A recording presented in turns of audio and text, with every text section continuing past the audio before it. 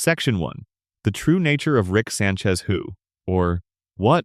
Is he really? There is something strange about Rick Sanchez that nobody in the show ever really stops to sit with. And I mean really stops. Not in the way characters occasionally pause to wonder why he drinks so much, or why he keeps coming back to his daughter's house after decades of silence, or why the Galactic Federation is so obsessed with dragging him in. No, the strangeness goes much deeper than any of that. It runs all the way down to the very foundation of what Rick Sanchez actually is. Not who he is, what he is. Let me start here, in a quiet place. Because this theory, the first one and maybe the most unsettling one, is about origins. And origins are always the most important thing. Rick Sanchez is described throughout the show as the smartest being in the universe. Not the smartest human. Not the smartest scientist. The smartest being. That phrasing is specific. The show is very careful with language when it wants to be. And the choice of the word being rather than person or man is something that has stuck with fans for a long time. Because it implies that the comparison is not between Rick and other people. It is between Rick and everything that lives. Now consider what he has accomplished. He built a portal gun. Not just a portal gun, but the portal gun. A device that allows travel between any dimension in the multiverse, at any time, to any destination. That is not merely advanced science. That is a complete mastery over the fabric of reality itself. He has built weapons that can sterilize planets. He has built devices that fit in his coat pocket and can rewrite the laws of physics.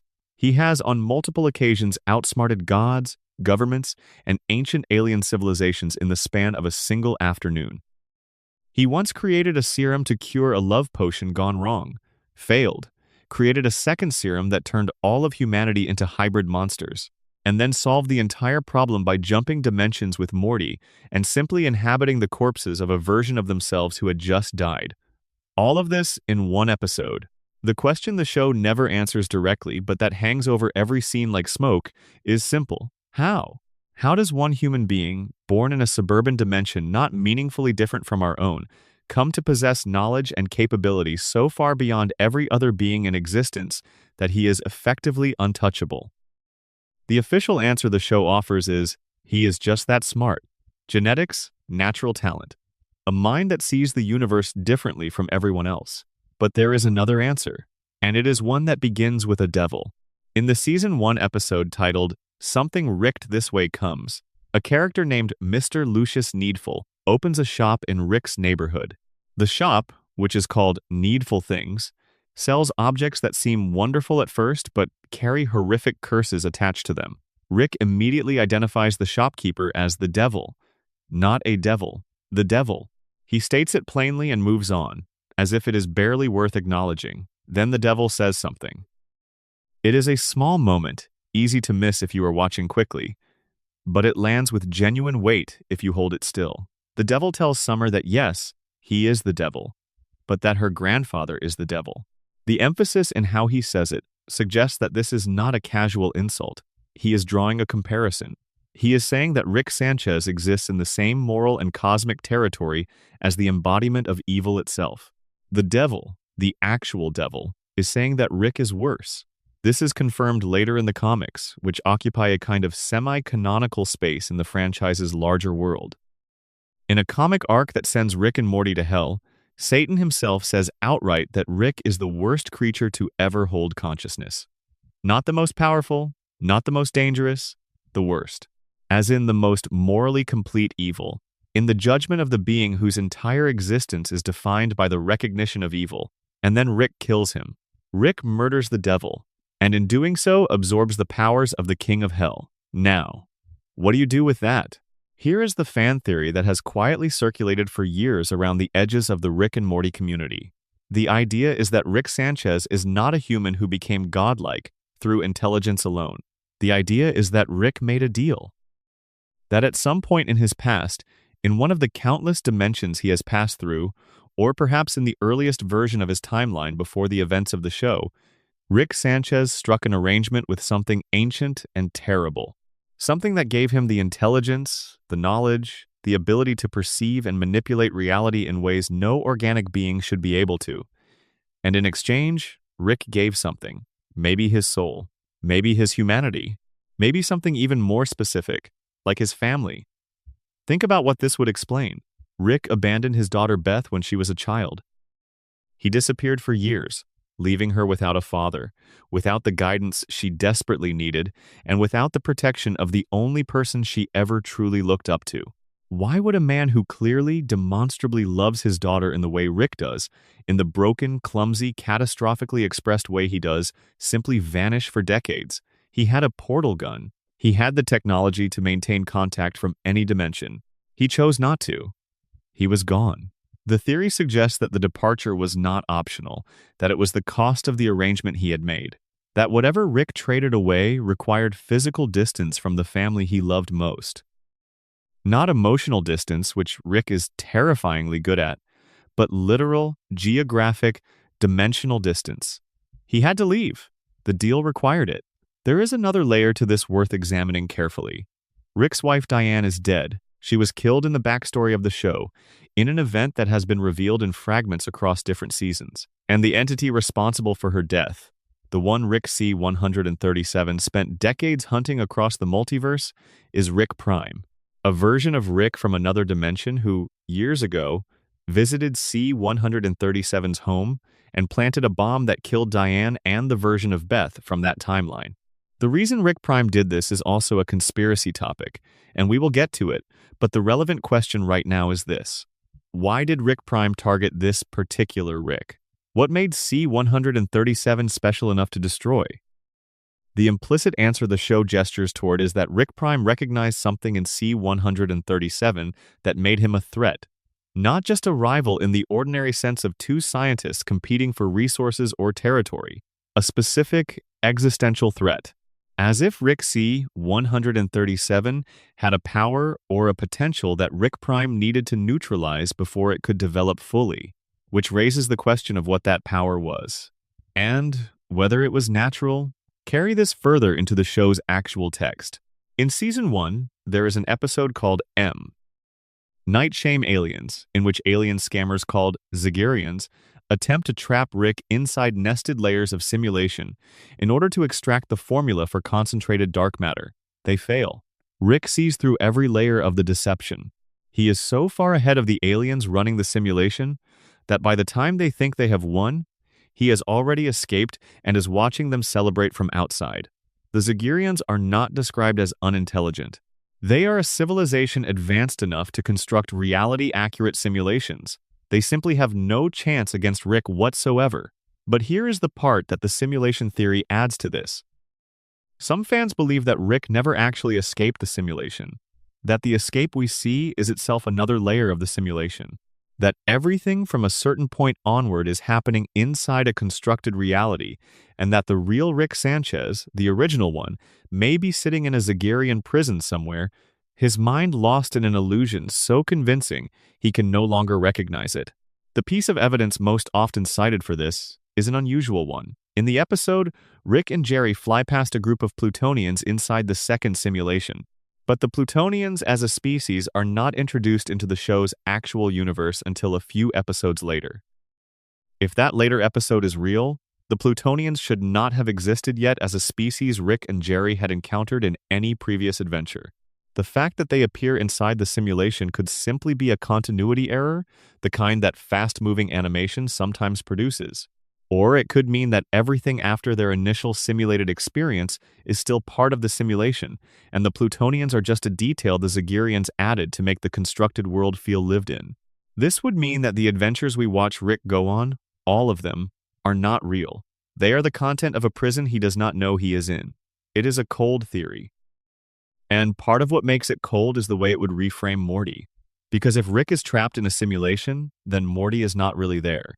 The relationship that forms the emotional heart of the entire show, the bond between the genius grandfather and the anxious 14-year-old boy, the relationship that is repeatedly identified as the closest thing Rick has to genuine love, would be a fiction, a constructed character in someone else's trap. But let us come back to the devil, because the theory that Rick made a deal does not require that he knew what he was doing. Some versions of it suggest that Rick's intelligence itself is a curse. That the microscope the devil gave him in Something Ricked This Way Comes is not incidental. The devil presents Rick with a microscope at the start of that episode. Rick takes it home, analyzes it, and tells Morty that if he had used it, it would have destroyed his intelligence. The microscope is a device that takes something away. It does not give knowledge. It removes it, and Rick reacts to it with contempt, which is the same contempt he shows for anything that threatens his mind. The theory goes like this. Rick is so ferociously intelligent, so cosmically above the intelligence curve of every other being in the universe, because he is maintaining that intelligence against something that is constantly trying to reclaim it. His genius is not natural, it was granted, and the friction between his granted intelligence and the natural state his mind would otherwise fall into is what causes his instability, his alcoholism, his emotional chaos, his inability to simply sit still in a room and be a father or a husband or a person without the whole edifice collapsing. He drinks because the deal is always burning. His mind is always slightly on fire. This connects to something the show says explicitly through the therapist, Dr. Wong, in the Pickle Rick episode. She says that Rick uses his intelligence as a shield, that the genius protects him from having to be a functioning member of a family. But the show frames this as psychology, as a choice Rick makes. The deal theory says it is not a choice. It is physics. It is the structure of the arrangement. Rick must keep his mind in motion, must keep the genius active and applied, because the moment he stops, the moment he tries to be ordinary, the payment comes due, the cost catches up. And the devil, who knows this, who made or witnessed the making of this arrangement, stands across from Rick in a suburban store and looks at him and says that Rick is the devil, because he has seen what Rick traded. He has seen what Rick gave up and what he got in return, and he recognizes the shape of it. Rick hates the devil with a particular and personal intensity. He does not merely dismiss him the way he dismisses most obstacles. He destroys his business. He humiliates him. He eventually kills him in the comics. The hatred is specific and directional. It is the hatred of someone who recognizes the other party to a transaction they can never undo. The devil knows what Rick is. Rick knows that the devil knows. And neither of them can say it out loud, so they fight instead. This theory cannot be confirmed by the show's text, not directly, but it pulls at something the show keeps gesturing toward without ever quite saying. Rick is not like other geniuses in the Rick and Morty universe. Even Rick Prime, who is objectively terrifying and who manages to outmaneuver C-137 for the better part of several seasons, feels like a different category of being than our Rick. Rick Prime is brilliant. Rick C-137 is something else. Something more. Something that should not exist the way it does, and the show has never once explained what made him that way. If you are settling in right now, getting comfortable, pulling a blanket a little tighter, I want you to drop a comment and tell me where in the world you are and what time it is. There is something about knowing there are people all over the planet watching the same screen at different hours that feels like its own kind of multiverse.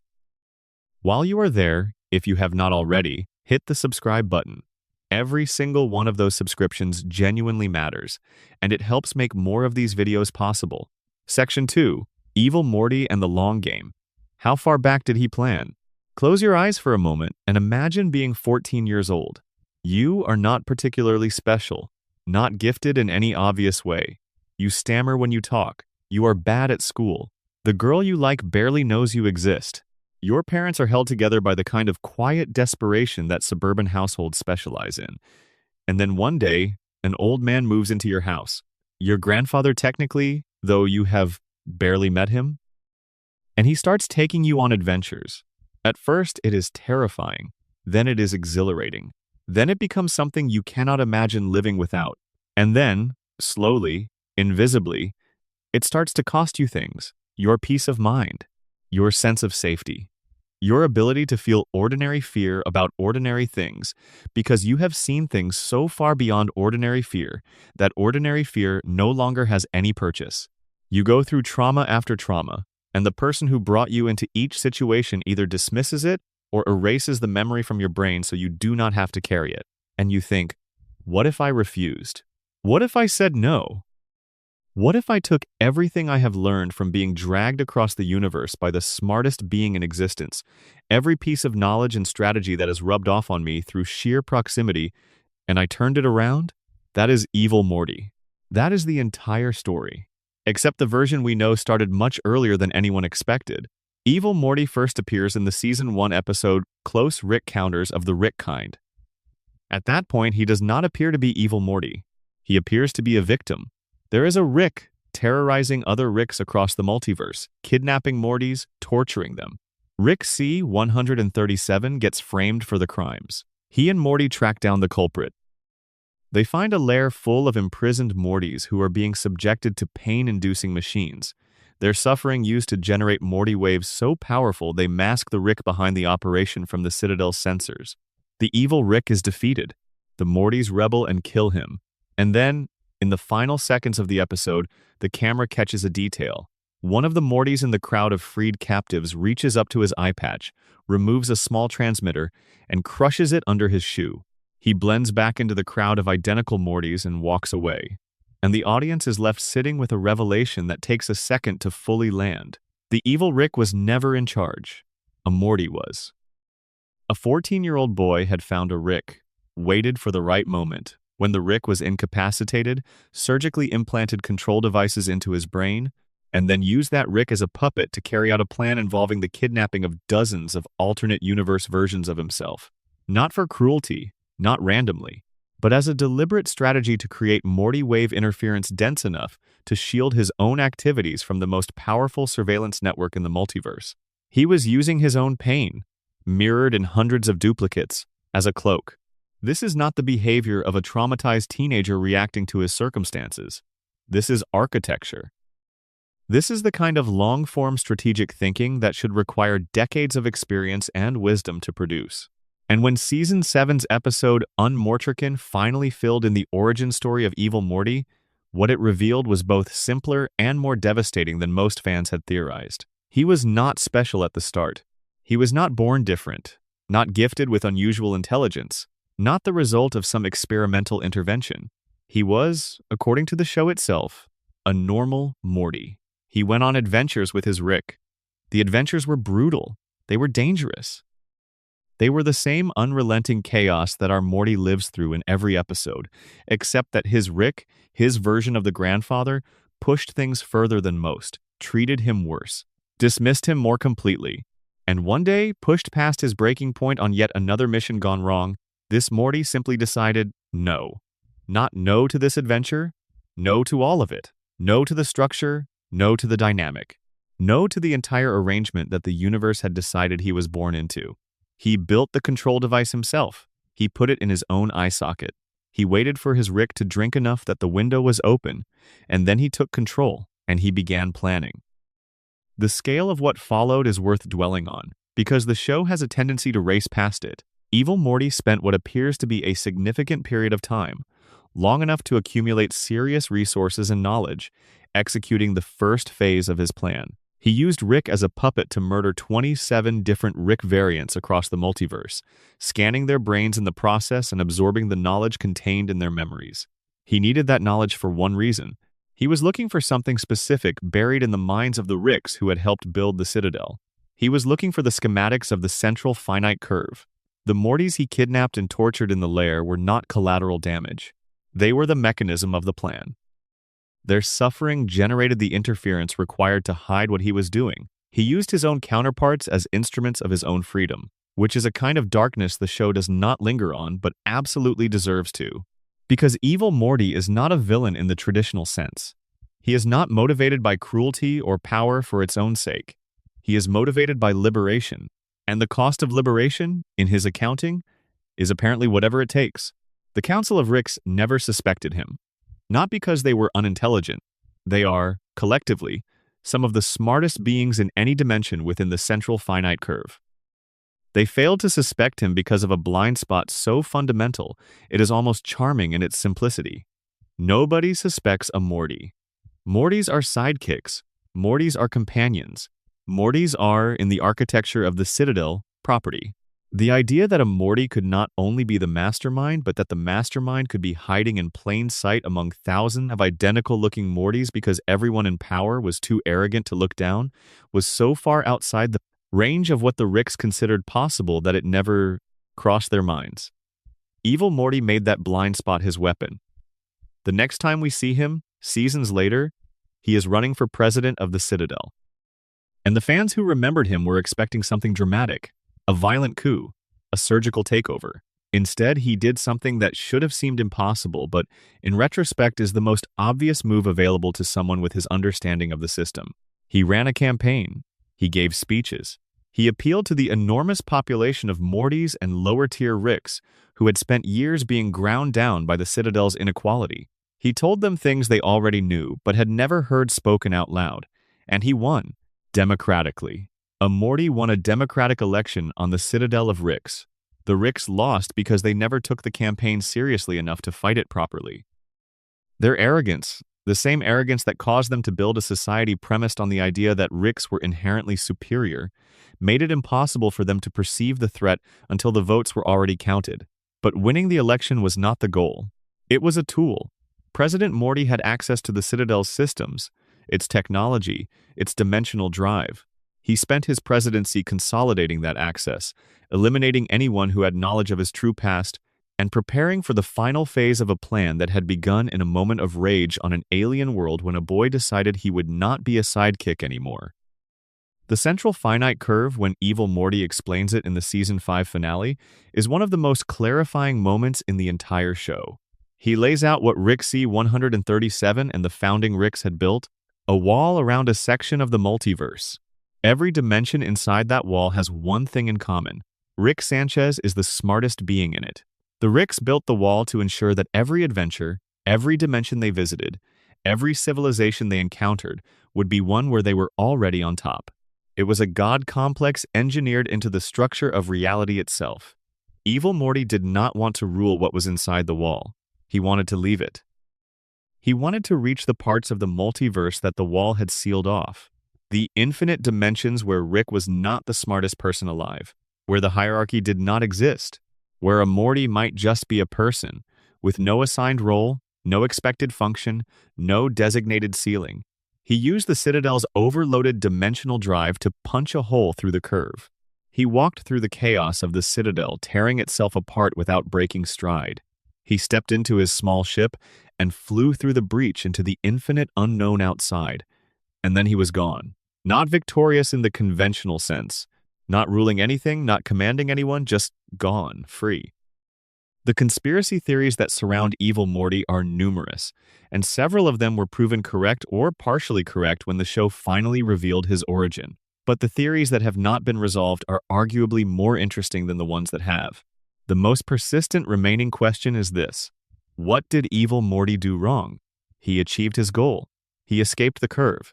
He reached the infinite multiverse beyond Rick's walled-off territory. He was, by every metric he set for himself, successful. So why, in Unmortrican, do we find him living in a mansion beyond the curve and clearly waiting for something? And why, when Rick C-137's aggressive search for Rick Prime sends shockwaves through the curve that reach Evil Morty's sanctuary, does he come back?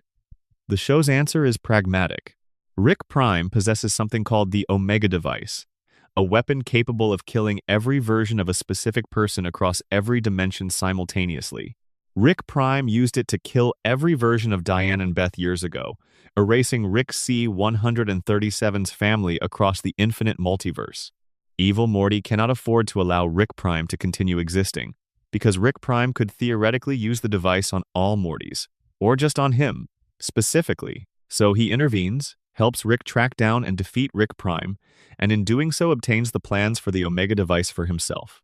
He now has a weapon that could kill every Rick in every dimension at once. He does not use it, not yet, but he has it. And the theory about what he plans to do with it, and why, and what his true endgame beyond the curve actually is, remains one of the most actively debated questions in the entire fandom. Some theories hold that Evil Morty's escape was the beginning of something larger, that reaching the multiverse beyond the curve was not freedom but preparation, that the infinite dimensions outside the wall are not empty or neutral but contain forces that make the Citadel of Ricks look like a neighborhood watch, and that Evil Morty, who has demonstrated a capacity for the kind of long-term strategic thinking that makes Rick himself uneasy, is already 3 steps into a plan that will unfold across dimensions nobody in the show has ever visited. Others believe his story is genuinely over, That he achieved what he set out to achieve? That the Omega device is a deterrent, not a weapon he intends to use? That he just wants to be left alone, which is all he ever wanted? That the boy who started his plan with a moment of rage on an alien planet and spent years executing it with extraordinary patience finally got what he wanted: quiet autonomy. A universe that does not know his name. The show has not told us which version is true, and the uncertainty is part of what makes Evil Morty the most compelling character in the entire series. Because the uncertainty is what he wanted. He does not want to be known. He does not want to be understood. He just wants to exist outside the story someone else wrote for him. Section 3. The central finite curve and the question of what lies outside. There is a theory so large that it encompasses the entire premise of the show and only fully crystallizes when you take it seriously. It goes like this. Everything you have ever watched on Rick and Morty, every adventure, every alien civilization, every universe-ending event and world-altering catastrophe has taken place inside a deliberate cage. A cage built not by enemies or governments or ancient cosmic forces, but by the main characters themselves. By Rick, specifically. By the smartest being in the universe? Who decided that being the smartest being in the universe was not enough? Who decided to build a wall around the portion of reality that confirmed he was on top, and to simply refuse to acknowledge that anything else existed? The central finite curve is described in the Season 5 finale by Evil Morty with a particular clarity that cuts through the show's usual layers of deflection and humor. They built a wall around infinity, he says, and they built it with one criterion. Every dimension on the inside must be one where Rick Sanchez is the dominant, most capable, most intelligent being alive. Infinite dimensions, all curated by a single standard. Rick wins here. This is not just arrogance. It is the most elaborate security blanket in the history of fiction. And the fact that Rick C-137, the Rick who later rebels against the Citadel and presents himself throughout the show as the rogue, the free thinker, the one Rick who refuses to conform, helped build the thing is one of the show's most quietly devastating revelations. The counterculture rebel built the system. He just got tired of maintaining it. The theory that circles around the curve in the fan community takes several forms. The most expansive one goes like this. The Ricks who built the curve did not merely want to ensure their dominance for practical reasons. They did it because they were terrified. Because somewhere in the course of traveling the infinite multiverse before the curve existed, they encountered something. A dimension, or a civilization, or a type of being that existed outside the category of universe where Rick is on top. And what they found there frightened them badly enough that they decided to wall it off. Not just to wall themselves in, but to wall that thing out. This reading of the curve as a defense mechanism rather than a power move changes its emotional texture entirely. It would mean that the arrogance is a mask. That the collective decision of thousands of Ricks to trap themselves inside a section of the multiverse guaranteed to make them feel powerful was not born of supreme confidence but of profound fear. That the cage is not a throne room, it is a bunker. What would they have been afraid of? The multiverse outside the curve is, by definition, the portion of infinite reality where Rick is not the smartest person alive. In some of those dimensions, there is presumably no Rick at all. In others, Rick exists but is ordinary. A normal man who went into insurance rather than science, who lives a quiet life in a house that does not have a secret lab under the garage. But in others, something with an intelligence exceeding Rick's reached the same capability Rick has and kept going. Something that continued developing past the point where even a being as extraordinary as Rick could follow. Evil Morty is the only character in the show who has gone outside the curve and come back. And when we see him after his escape, he does not seem relieved.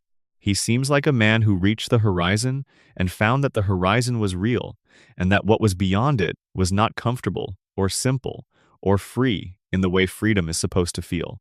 He lives in a mansion. He goes on missions alone.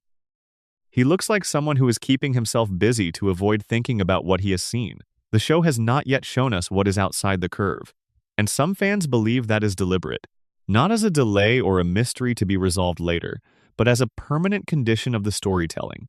The outside of the curve is the thing that cannot be shown, not because the writers have not decided what it is, but because whatever is out there operates on a scale that cannot be narratively contained without breaking the show entirely.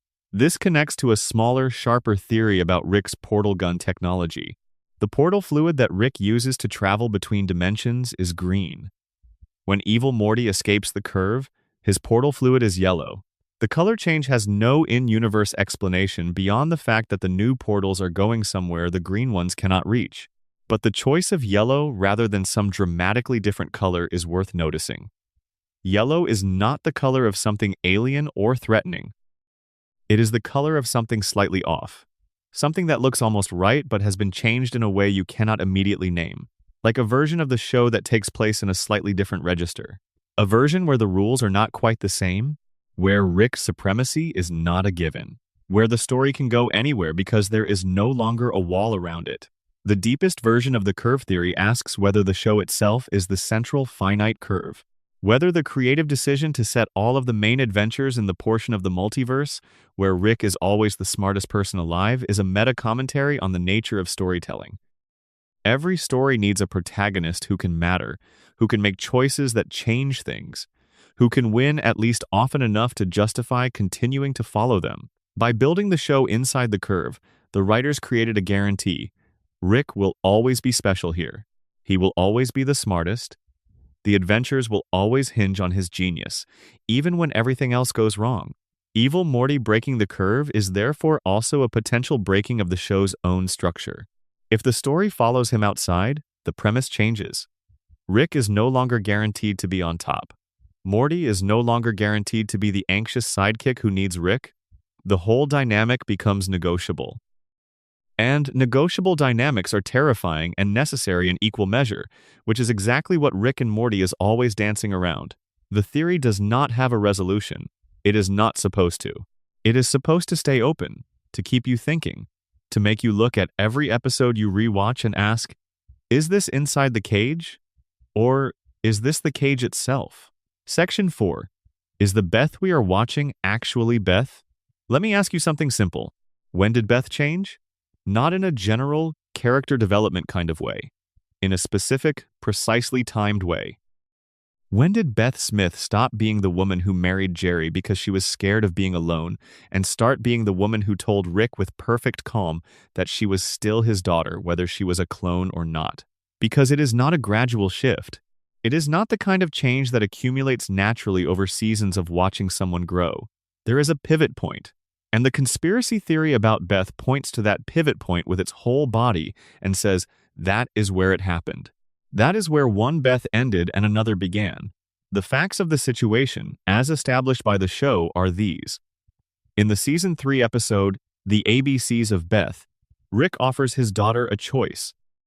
She is at a breaking point, torn between the life she feels trapped in, the suburban routine of a horse surgeon married to a man she is not sure she loves, and the life she suspects she was meant to live. Rick tells her he can make a perfect clone of her. The clone will have all of Beth's memories. It will love her children, it will do her job, it will live her life in every respect indistinguishable from the original, and the real Beth can go.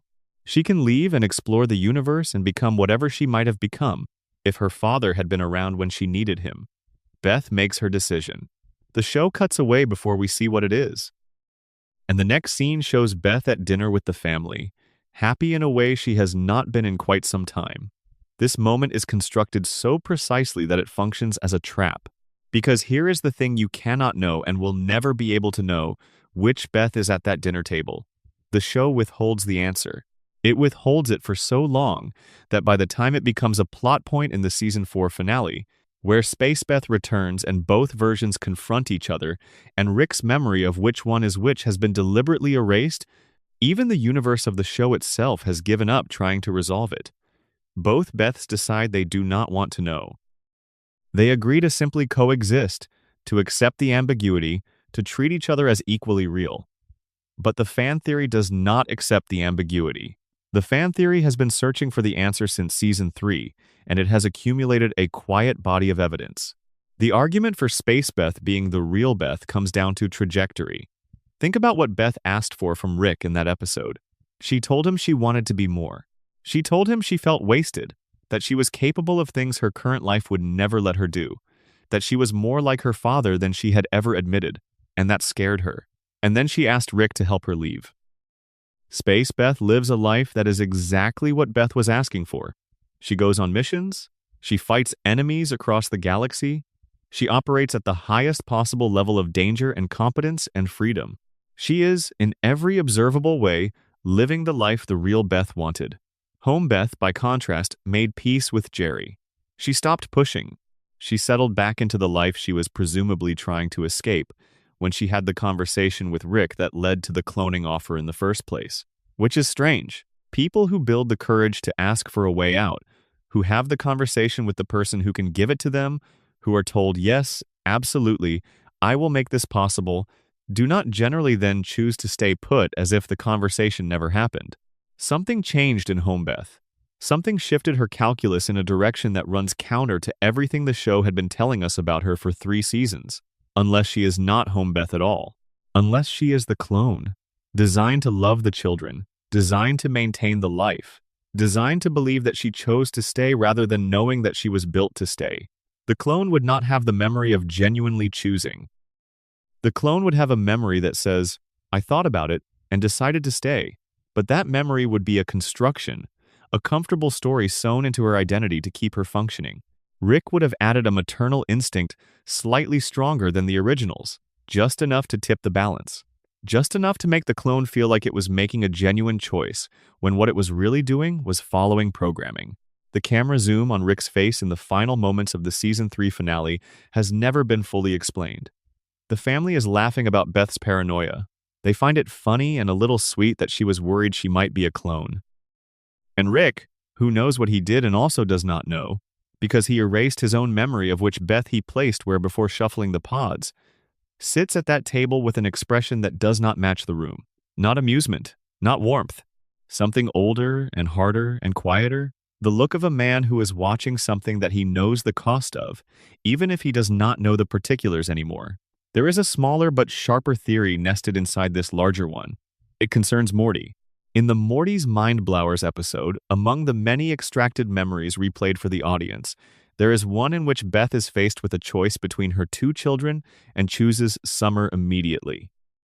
Without hesitation, as if Morty barely registered as the alternative, Rick removed this memory from Morty.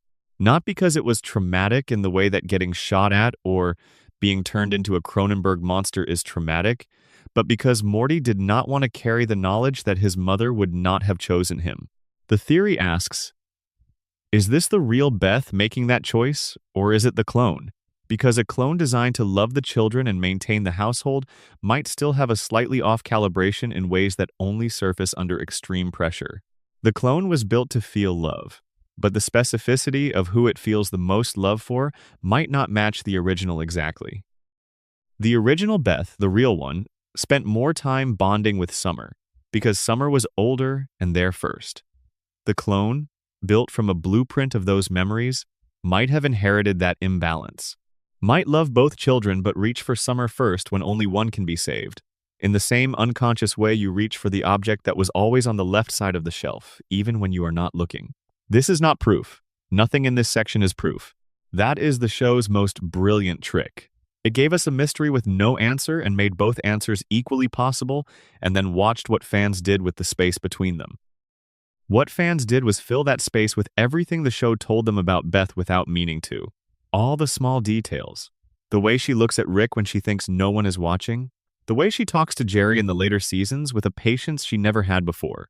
The way she seems, subtly, slightly too well-adjusted, like someone who has been calibrated to be well-adjusted rather than someone who fought their way there through genuine grief and growth. Or like someone who left everything behind and is finally, somewhere in the universe, actually free. Section 5. The Vindicators, the Worldender, and what Rick actually did in one night. The Vindicators are a superhero team. They have their own theme song. They have merchandising. They are, in the universe of the show, beloved and celebrated in a way that Rick and Morty, despite saving entire civilizations, rarely are. And when Rick is finally invited along on a Vindicator mission in the Season 3 episode Vindicators 3, The Return of Worldender, everything seems to confirm the worst assumptions about this celebrated group. But the conspiracy around the Vindicators is not really about the Vindicators. It is about what Rick did during a blackout drunk night, and what that tells us about what Rick is capable of when he is not performing restraint for an audience. Here is the basic fact of the episode. Rick, during a night of heavy drinking, set up an elaborate series of death traps inside the Vindicator's base. Each trap is a puzzle, Saw-style, designed to test the Vindicator's true characters and eliminate those who fail. The traps are constructed with such precision, such technical sophistication, and such intimate knowledge of each Vindicator's psychology that they could only have been built by someone who had studied the team in exhaustive detail over a long period of time. And then Rick woke up the next morning with no memory of any of it. The episode plays this for absurdist comedy. Drunk Rick left sober Rick a series of clues and messages. There is a taunting note. There is a confession. There is a game show that Drunk Rick apparently produced in its entirety the previous evening. Most of the Vindicators die. Morty watches in horror as what he considers heroes are revealed through the traps to be selfish, cowardly, or compromised people who do not match their public image. The conspiracy theory says this was not the first time, and it was not an accident. Here is what the theory argues. Rick's drunken nights have a pattern that the show has documented across multiple episodes. He drinks until he achieves a state of lowered conscious inhibition, and in that state he does things. He does not do random, destructive, stumbling things. He does precise, complicated, deeply considered things that his sober self would apply too many layers of ironic distance to ever execute directly. Pickle Rick is one example. He turned himself into a pickle rather than admit he did not want to go to therapy. That required engineering a life support system into a pickle, designing escape mechanisms from a sewer, and constructing a full exoskeleton from rat bones, while drunk adjacent from the emotional equivalent of desperation, not impaired cognition. The Vindicator traps take this further. Because they were not constructed in rage or self-preservation, they were constructed in judgment. Drunk Rick decided that the Vindicators needed to be tested, that the world's celebration of them was based on a lie, that their heroism was performance rather than character. And then he built, in one night, a comprehensive moral examination system so detailed that it correctly predicted how each Vindicator would respond under pressure, and he designed the responses to be lethal in proportion to the degree of moral failure revealed. This is not the behavior of a man who was impaired.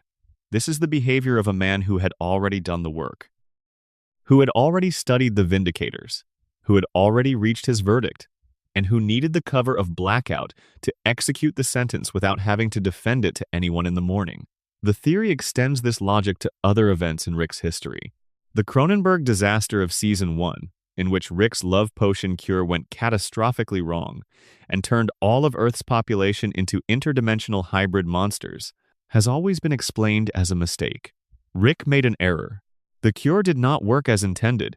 He escalated in the wrong direction, but the theory asks, did he? Rick is the smartest being in the universe. He has created viruses, vaccines, and biological agents of extraordinary specificity in other episodes without errors.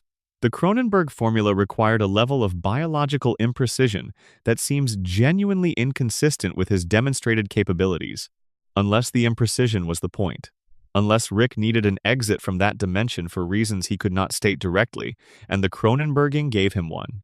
He and Morty then jumped to a dimension where their counterparts had just died in an explosion caused by a failed version of the antidote. Rick buries their dead bodies in the backyard. He has a beer.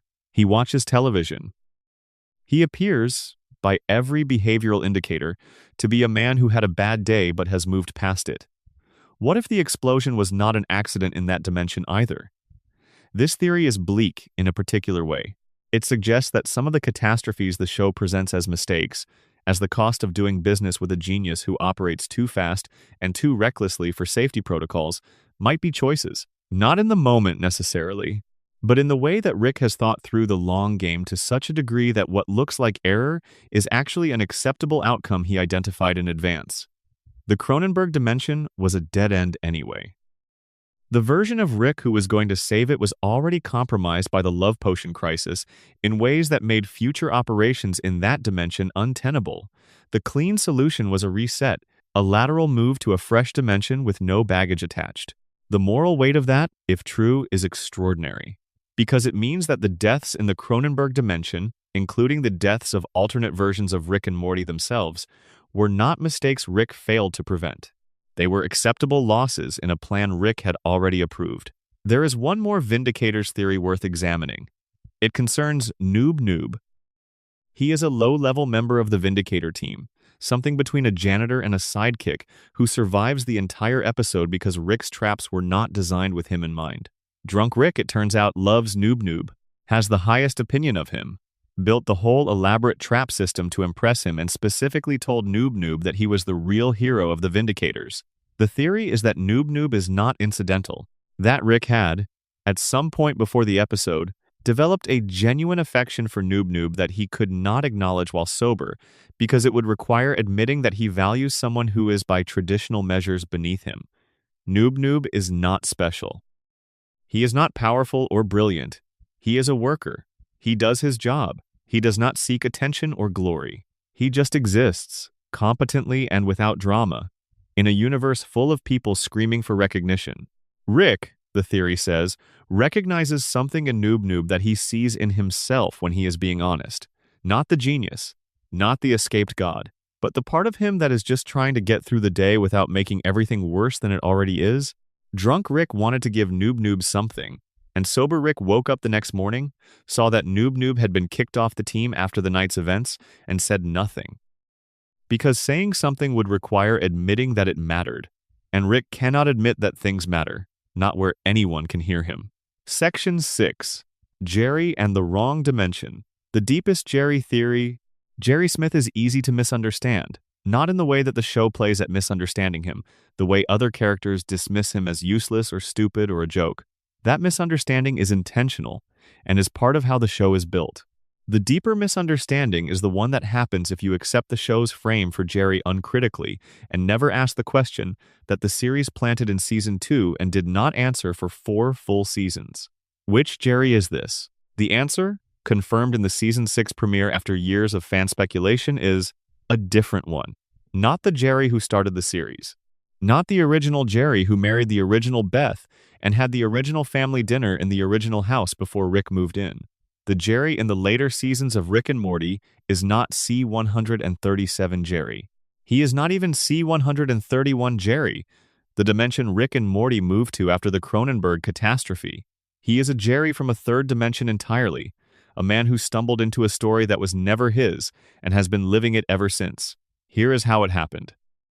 In the Season 2 episode Morty Night Run, Rick needs to drop Jerry somewhere for a few hours while he and Morty handle a mission. He takes him to a facility called Jerry Buree, which is an interdimensional daycare for Jerrys. The concept is played for laughs. Ricks across the multiverse have a common problem.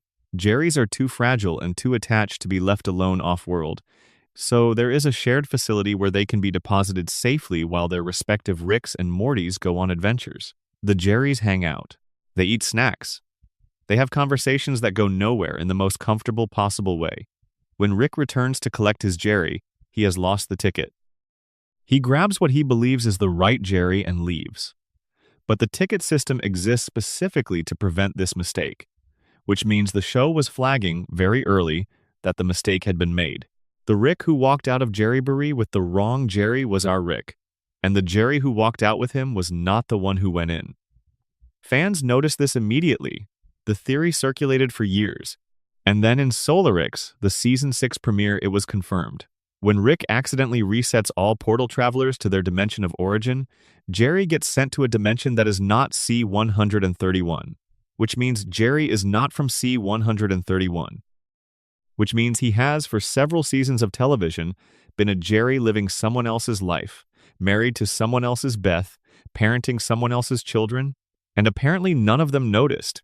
The extension of this theory, the part the show only gestures toward rather than fully exploring, concerns what this Jerry's actual history is. In his home dimension, the one he was sent back to during Solarix, the family is cold and hostile. The Rick of that dimension is apparently gone. The Jerry is apparently alone with a Beth who has not had her relationship with Rick rekindle the complicated warmth it eventually develops in the main storyline, and everything is harder and more miserable and bleaker than what we know. Our Jerry, the one who has been living in someone else's story, got a better deal than his counterpart. He stumbled into a dimension with a Rick who saves the planet occasionally, with a Beth who gradually becomes someone capable of choosing him despite everything, with children who develop genuine complexity and depth. He did not earn that story. He inherited it by accident of a lost ticket. The dark variation of this theory asks what happened to the original Jerry, the one who was supposed to come home from Jerry Bury. He is presumably still there, or still in his dimension, living the life that this Jerry accidentally took. Does he know? Is he waiting for a Rick who is never coming back?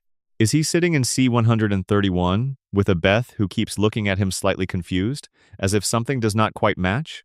As if the man who came home from that interdimensional daycare smells the same and looks the same but does not fit her the way she expected? The show confirmed the swap but has not yet sat with the emotional weight of what that confirmation means. Two Jerrys. One gets the story. One does not.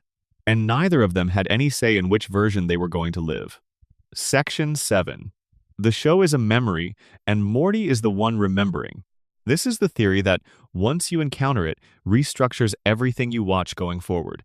It is a narrative theory rather than an in-universe one, but the line between the two in Rick and Morty is always a little blurry, so it fits here with the rest of them. The theory says, Rick and Morty is a television show being narrated from memory. Not in the way that all stories are technically constructed from the choices of their writers, in a specific, diegetic way. The events of the show are being remembered and recounted by an older Morty, looking back on his time with his grandfather. The inconsistencies, the soft continuity, the way that certain established facts about characters shift between episodes, the way the emotional resonance of events seems to carry a particular warmth and pain that feels like distance rather than immediacy, all of it points to the same conclusion. Someone is telling these stories after the fact, and that someone is Morty. This would explain several things that have bothered careful watchers for a long time. It would explain why the show sometimes seems to forget established consequences, why characters occasionally act in ways that contradict their established history, why the emotional weight of certain events seems to register differently across different episodes. Memory is not a recording device. It is a reconstruction. Every time you remember something, you are rebuilding it from fragments, filling in the gaps with what you believe must have happened, smoothing over the parts that do not cohere into a version that feels narratively satisfying.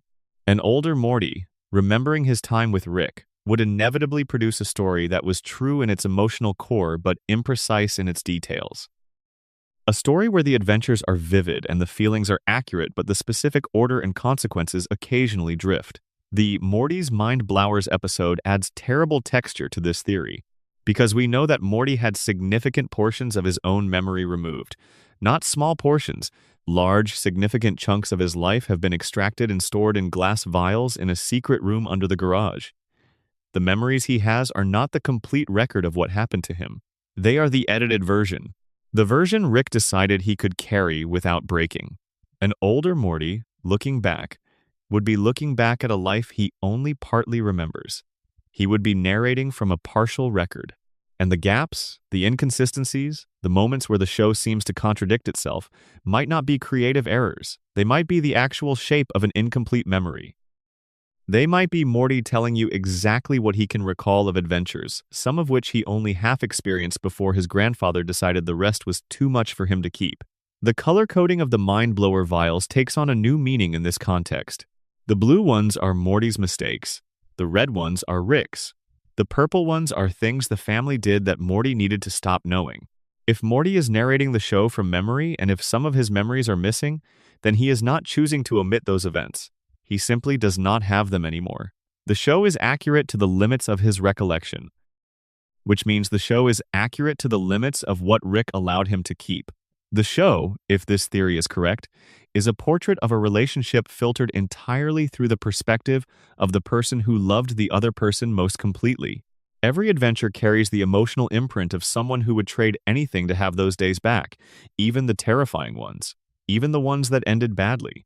The warmth at the center of Rick and Morty, the thing that makes it impossible to simply call it a nihilistic show, no matter how much it leans into that label, might be the warmth of retrospection. Of someone who is, in some future moment, sitting in a room and thinking about his grandfather and rebuilding the universe of their time together from every fragment he still has left. Section 8. Rick's intelligence and the seeds, was he always this smart? In the very first episode of Rick and Morty, Rick convinces Morty to help him smuggle seeds through interdimensional customs. The seeds are hidden inside Morty's body for safekeeping. When they arrive, Morty ingests them as planned. And what follows? What happens to Morty physically and neurologically when those seeds enter his system fully is disturbing. He convulses. He loses motor function. He is paralyzed for days. The seeds, it is implied, are extraordinarily powerful cognitive substances, so potent that even ingesting a small amount damages Morty's developing brain temporarily. The theory around these seeds is one of the older ones in the fandom, and it has never been fully disproven by the show because the show has never returned to it directly. But it asks a question that feels increasingly important the more carefully you watch Rick's behavior. Where does his intelligence actually come from? What if the seeds are not cargo? What if they are fuel?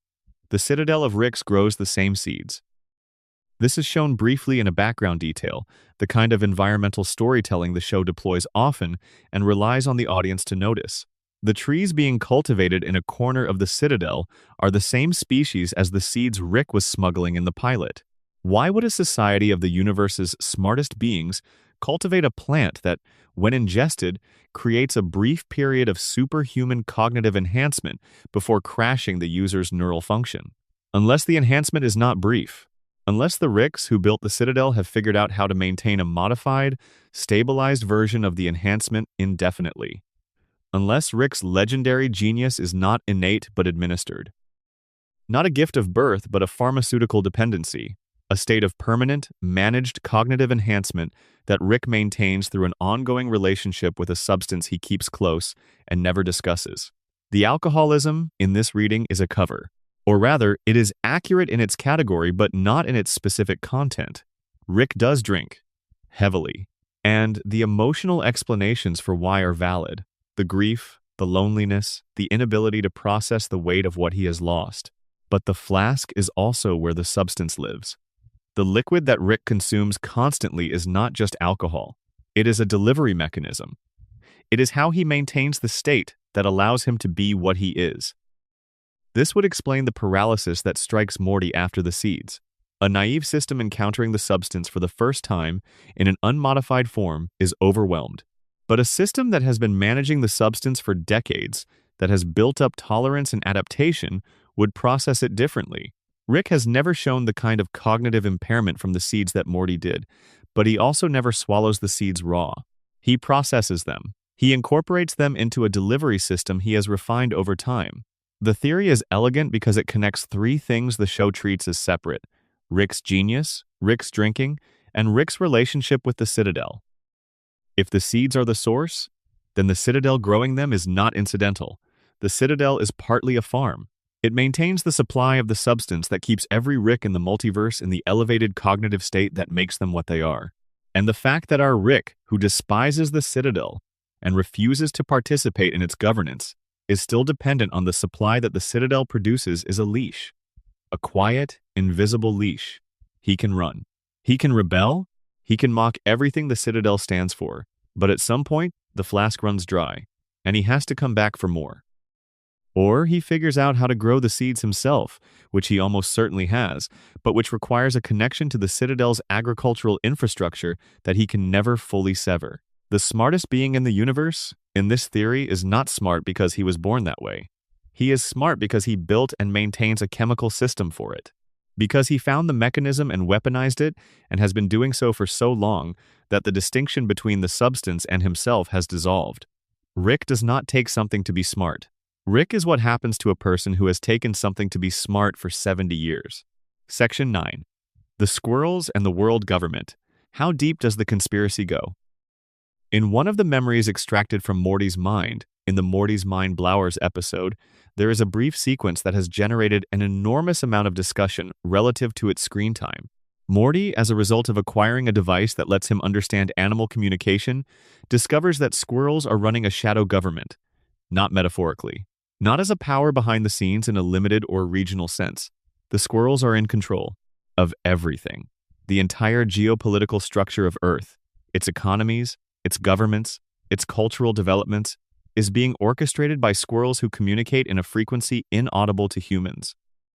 The moment Rick and Morty discover this, Rick tells Morty they need to leave immediately and never come back.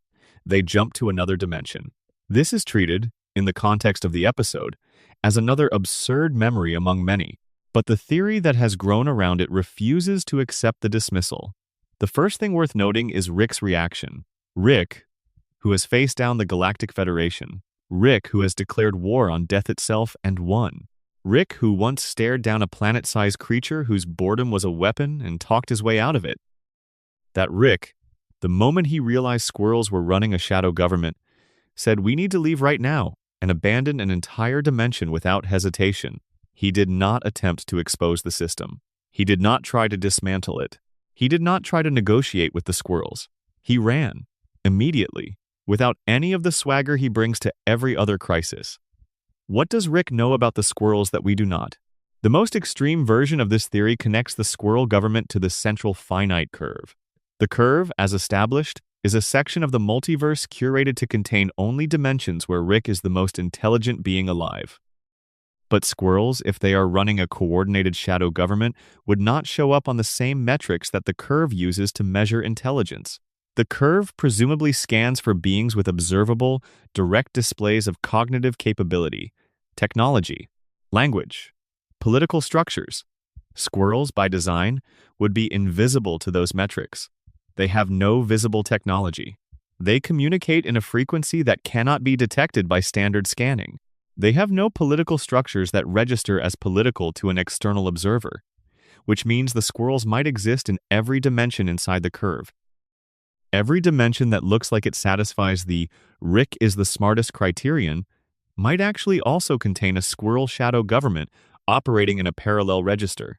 Rick is the smartest being in every dimension he can perceive, but the squirrels do not need him to perceive them. They are not competing with Rick on his terms.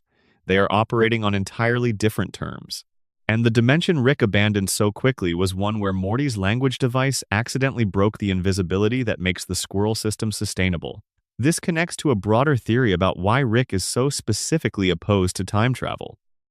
He makes it clear repeatedly, with real conviction and not his usual performative dismissal, that time travel is something he refuses to engage with. The established explanation is that it is unstable, that it creates paradoxes, that it is a mess no intelligent being should wade into if they have other options. But the deeper theory says Rick avoids time travel because the squirrels, or whatever the squirrels represent in the larger architecture of unseen powers in the universe, operate specifically through temporal manipulation, that the shadow government does not govern space, it governs time.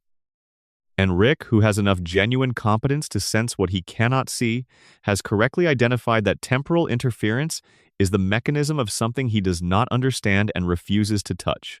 There is one more thread here worth pulling. In the dimension the squirrels control, the world appears normal. Human civilization looks intact. Governments seem to be functioning. People go to work. Morty goes to school. Everything runs. Which means the squirrels are not a conquering force. They are a maintenance crew. They are managing the operation of human civilization as a system that serves a purpose the squirrels have defined. And what that purpose is, and who the squirrels are ultimately serving above themselves, is the theory that has no conclusion, only the shape of a very deep hole. Section 10. Rick Prime and the Origin of Everything, the real villain of the multiverse. For most of the show's run, the question of who or what is ultimately responsible for everything that happened to Rick C-137 is diffuse and murky. The Galactic Federation is an antagonist. The Council of Ricks is an antagonist. Evil Morty is an antagonist. Various one-episode villains are antagonists. But the show keeps gesturing, through Rick's grief and his drinking and his thousand small acts of self-destruction, at something underneath all of it. Something that started before any of these other conflicts. A first cause. The reveal of Rick Prime as the person who killed Diane and Beth C-137, and as the original developer of the portal gun, restructures the entire show's mythology. Rick Prime is not a villain who developed his villainy over time, who was corrupted by power or driven mad by experience. Rick Prime was already what he became before any of the events of the show.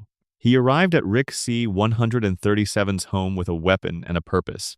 He offered Rick C-137 access to the portal gun, to the infinite multiverse, to the adventure and knowledge that Rick's intelligence had always been primed for. And when Rick C-137 declined, when he said that he would rather stay home with his wife and daughter than go adventuring across dimensions, Rick Prime killed Diane and Beth and left.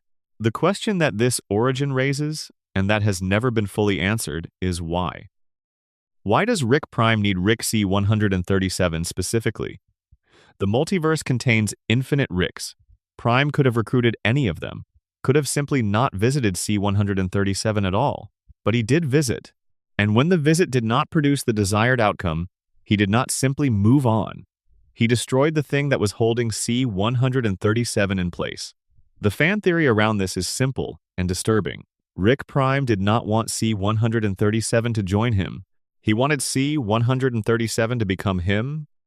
He wanted to create another Rick Prime, another dimension-hopping genius freed from the weight of family and obligation, because Rick Prime understood something about the nature of Rick C-137 that Rick C-137 did not yet understand about himself. He saw the potential. He saw what C-137 could be if the thing holding him back were removed, and he removed it. The theory says that Rick Prime's visit was not a recruitment attempt. It was a deliberate radicalization. He was not trying to gain an ally. He was trying to create a version of himself. A Rick C-137 forged in the same fire that forged Rick Prime, who would then independently develop into something that Prime could. What? Study? Compete with? Use? This is where the theory branches. Some versions say Rick Prime was lonely in the way that all truly isolated geniuses are eventually lonely, that he had spent so long living without genuine equals that he decided to manufacture one. Others say he was building something, that the network of Ricks he apparently influenced across the multiverse before the formation of the Citadel was a project with an endpoint that the show has not yet revealed. Still, others say Rick Prime is not the origin of the conspiracy, but a tool of it, that something above even his level set these events in motion, and that Prime himself is executing a plan he does not fully understand. The darkest version says that Rick C-137 knows this, that somewhere in the 7 decades of adventuring, in the quiet moments between the fights and the drinking and the laughing, Rick has worked out what Rick Prime was trying to do to him. And that the reason he keeps Morty close, the reason he builds and rebuilds the relationship with his daughter's family in dimension after dimension, the reason he refuses to simply become the isolated godlike creature that his intelligence and his grief could have made him, is because he refuses to become Rick Prime. That the whole story of Rick and Morty, viewed from the right angle, is the story of a man who was pushed toward a particular destiny and has been pushing back against it ever since. Not always successfully, not cleanly, with enormous collateral damage and more than a little cruelty, but still pushing back. Section 11. The show within the show. What interdimensional TV is actually telling us? The 2 interdimensional cable episodes exist, on their surface, as comedy showcases.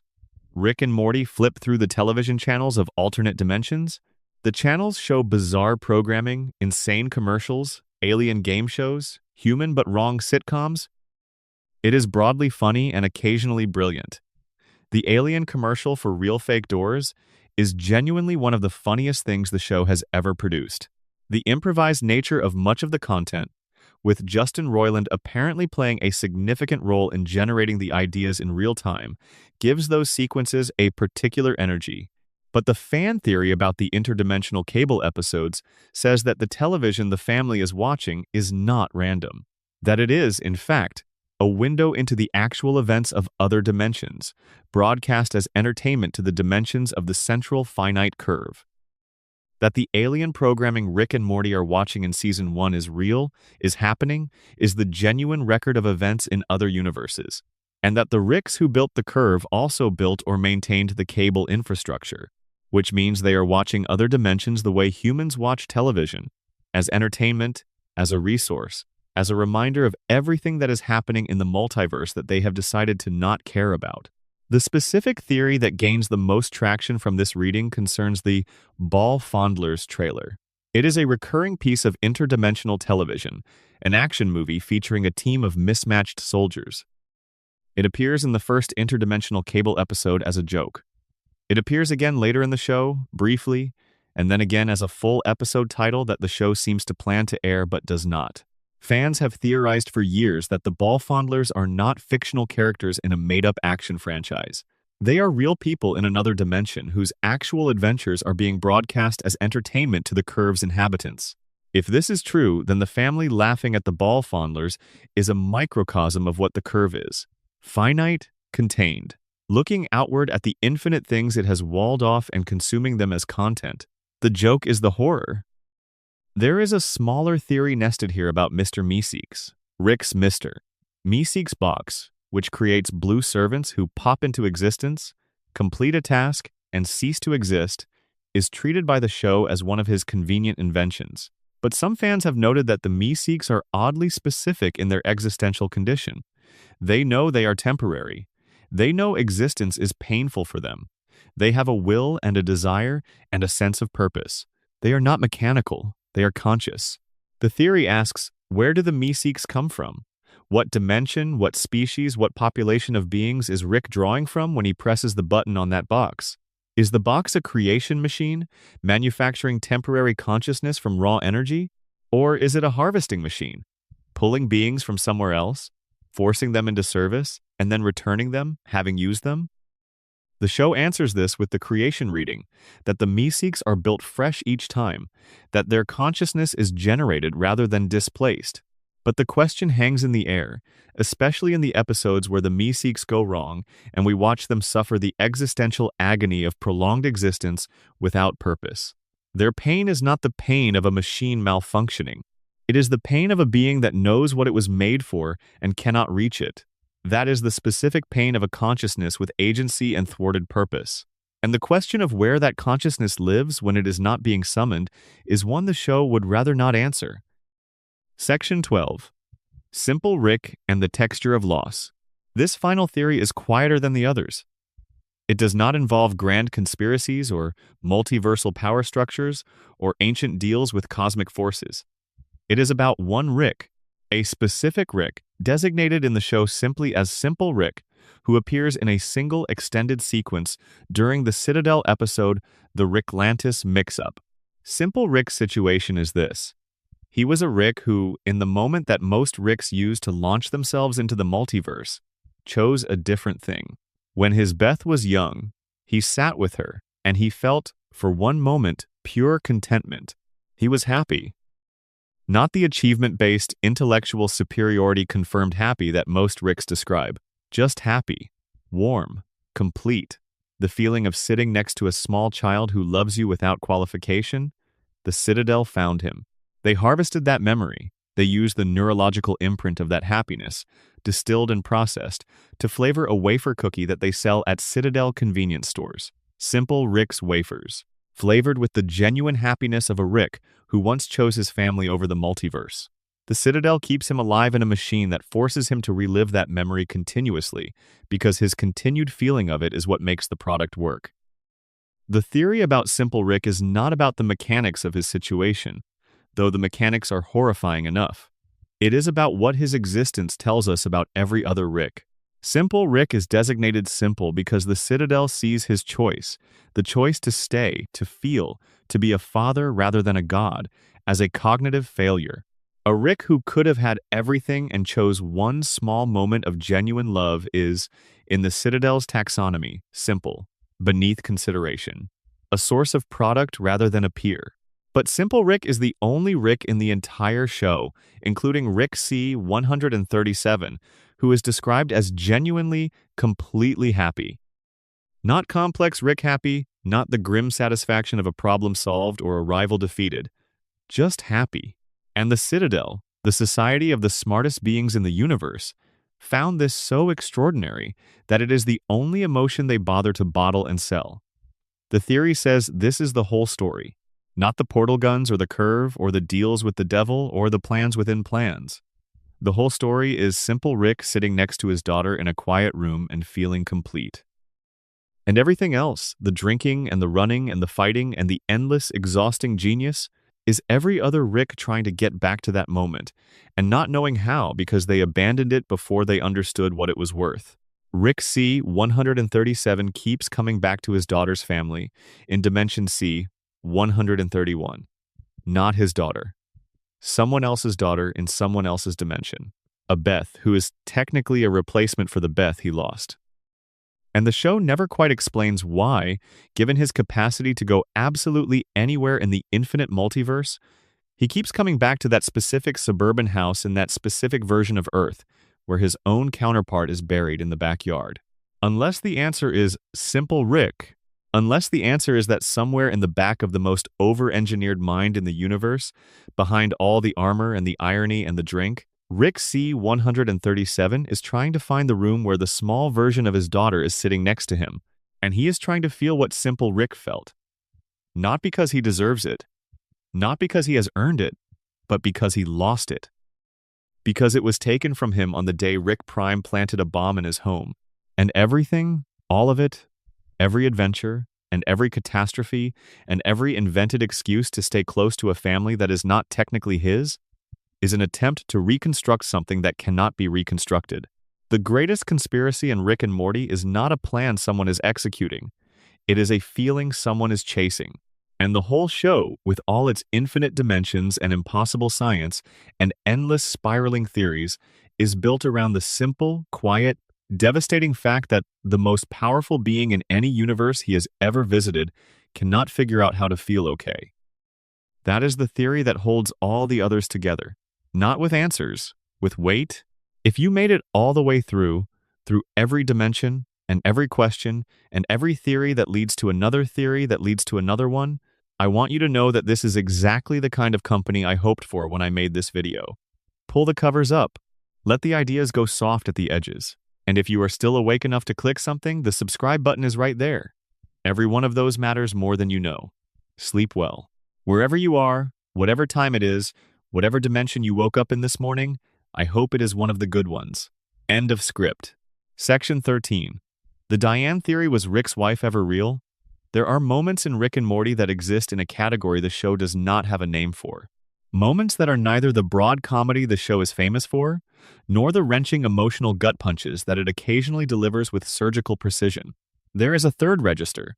Quiet, slow, the kind of thing that sits in the back of your mind for days and only fully assembles itself into something coherent when you are not thinking about it directly. The Diane theory lives in that register. Diane Sanchez is Rick's wife. She is the woman he loved, the woman whose death defines the entire emotional architecture of the show, the woman who was killed by Rick Prime's bomb in a home that should have been safe. She appears in fragments across the seasons.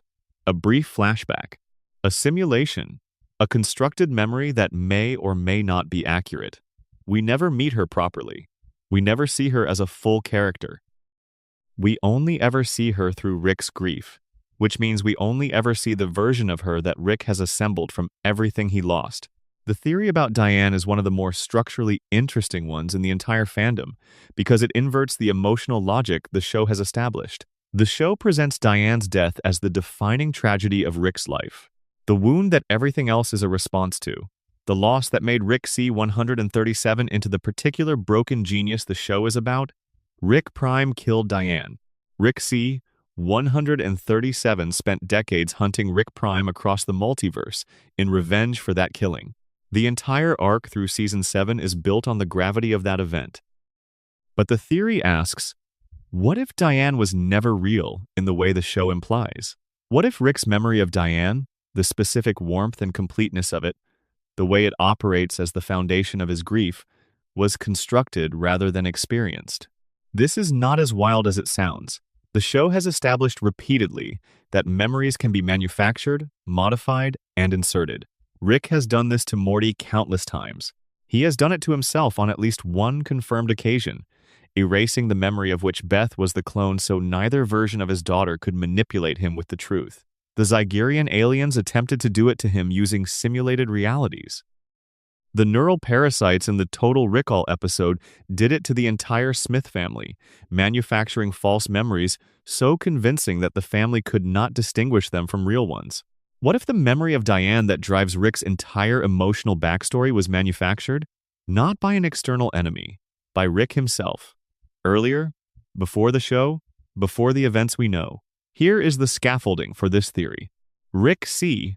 137, in the period before the show begins, is described as the Rickest Rick, the most extreme version of what a Rick can be.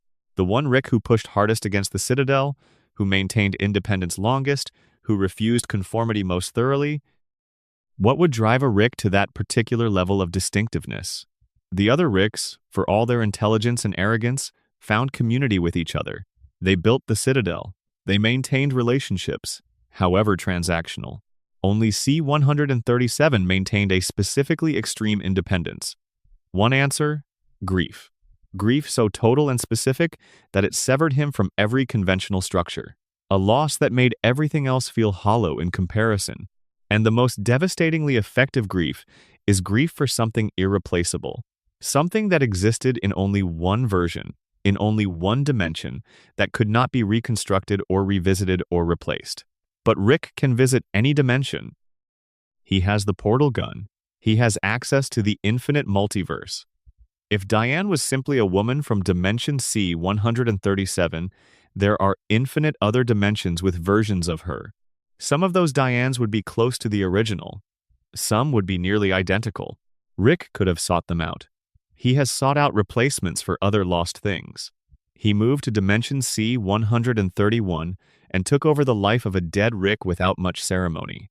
He is not categorically above replacement, unless the Diane he loved was specifically constructed to be irreplaceable, unless she was built, in some portion, from specifications that would not occur naturally in any other dimension, not fully artificial, not entirely constructed, but modified, enhanced in the specific ways that would make Rick love her most completely, enhanced in ways only Rick would have the skill to design and the need to deploy. The theory says that at some point, earlier than anything the show shows us, Rick made his wife in the way he makes everything he loves, by engineering exactly what he needed and then allowing himself to forget he had done it. Not the woman herself. He did not create Diane from nothing. He found a Diane, a real woman in a real dimension. And he made small, careful modifications that would make her perfectly suited to love him and to receive his love in a way he had calculated would be sustainable. Then he erased the memory of having done so and fell in love with her as if the love were natural. This is, on its surface, a monstrous thing to do. And the show has established that Rick is capable of monstrous things, even toward people he loves, especially toward people he loves. Beth was given her childhood toys by a Rick who built them as weapons and did not fully distinguish between love and capability. Summer gets the most stable version of her grandfather, but still lives with the reality that he could leave again at any moment. Morty has had his mind cleaned out like a closet to protect him from the weight of their shared experiences. The theory says Diane is the first victim of this pattern, not in death, in creation. She was loved perfectly, and she was loved the way she was partly because Rick made sure she would be. And Rick Prime, who visited with the portal gun offer and knew what Rick had done, who perhaps had done the same thing in his own dimension with his own modified Diane and found the construction ultimately hollow, destroyed her not out of cruelty but out of something even colder, out of a desire to show Rick C-137 what he had actually been protecting. That the love he was refusing to abandon for the multiverse was an engineered thing, not a found thing. That the choice to stay was a choice to stay inside his own constructed comfort rather than go out into the real infinite where nothing was calibrated for him. Rick's grief, under this theory, would be real. The love was real. The loss was real. But the thing lost might have been, in some portion, a mirror he made beautiful and forgot was a mirror. And the decades of hunting Rick Prime would carry an additional layer beneath the revenge. A fury at being shown the shape of what he had done, at having the beautiful constructed thing taken away and being left with the knowledge that he built the thing he was mourning. Section 14. Jessica and the Time. God, the thread the show planted and forgot. For most of the show's run, Jessica serves one function. She is the girl Morty likes. She is present at school. She is occasionally kind to him in the way that popular teenagers occasionally acknowledge the people who love them from a distance. She does not, for most of the series, feel like a character who matters to the show's larger mythology. She is set decoration for Morty's adolescent heartbreak. And then Season 5, Episode 1 happens. In Mort Dinner Rick Andre, Jessica is transformed. not metaphorically, not in a character development sense. She is, through the events of the episode, directly exposed to a time distortion field and left inside it for what is, from her perspective, an enormous period of subjective time. She sits in a time-dilated pocket dimension and ages through what may be centuries or more of pure contemplative existence. When she emerges, she is not the Jessica who went in. She is something else. Something that speaks in a register that does not match the teenage girl she was before. Something that refers to time in the plural. Something that smiles at Morty with a patience that has no obvious source. The show plays this development for the span of the episode and then drops it. Jessica goes back to being background scenery. She turns back into the girl Morty likes from school. The enormous transformation of the episode is not referenced significantly going forward. The theory says the show is lying to you, not the writers. The narrative. The story is presenting Jessica's return to normalcy as if the transcendent experience simply wore off, as if the centuries of solitary contemplative existence in a time-dilated dimension simply compressed back into the shape of a high school student without any lasting consequence. And the theory argues that this compression is not what actually happened. The theory argues that what happened in that episode created something permanent and extraordinary, and the show is choosing to hide it in plain sight. The specific claim is that Jessica became a god, not in the figurative sense that the show sometimes deploys for comedy, a literal god. A being that has existed through a span of time incomprehensible to ordinary consciousness, that has developed a relationship with time itself as a dimension of experience rather than a direction of travel, that has emerged from that experience with capabilities and perceptions that are categorically different from any other character on the show. The evidence offered for this is mostly tonal, the way Jessica speaks in the aftermath of the episode, the specific quality of her calm, the expression on her face when she looks at Morty after her return, which is the expression of someone who has loved a person across time in a direction that person has not experienced yet. She is looking at Morty from a temporal position he has not reached. She is not seeing him the way he sees her. She is seeing him from inside a timeline that extends past the present moment in ways only someone who has crossed a certain experiential threshold can access. The theory then looks for confirmation of this in small details scattered across the later episodes. A moment where Jessica appears to know something before it is said.